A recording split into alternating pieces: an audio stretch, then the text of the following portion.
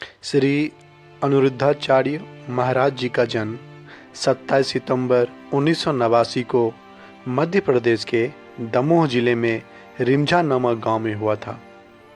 इनके घर का नाम अनु, शिक्षण नाम अनिल तथा दीक्षा प्राप्त करने के बाद ये अनिरुद्धाचार्य महाराज कहलाए।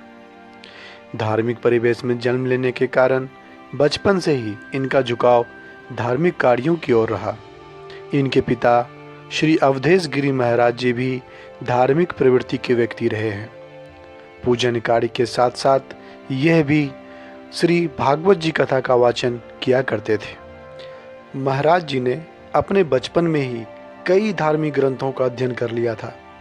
वे आगे की शिक्षा के लिए वृंदावन आ गए। ये पहली बार 17 जुलाई 2006 को शिक्षा प्राप्त करने के लिए वृंदावन आए। यहाँ ललिता आश्रम में इनका शिक्षा दीक्षा का कार्य आरंभ हुआ। इनके गुरु श्री गिरिराज शास्त्री जी हुए। इनके अनुसरण में इन्होंने संस्कृत की शिक्षा प्राप्त की। कई धार्मिक ग्रंथों का भी अध्ययन किया। आरंभ में ये कीर्तन भजन कर भगवान की भक्ति में लीन रहते थे। फिर एक बार इन्हें अपने ही गांव रिमझा में भागवत जी कथा का वाचन करने का अवसर प्राप्त हुआ। इसके बाद इन्होंने कभी पीछे मुड़कर नहीं देखा।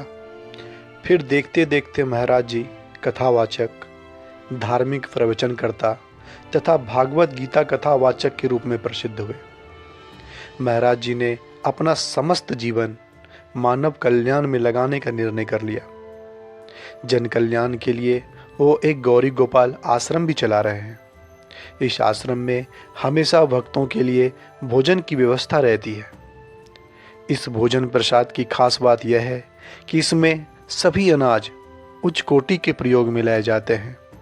यहाँ 100 से ज़्यादा गौ माताओं की भी सेवाएं होती हैं।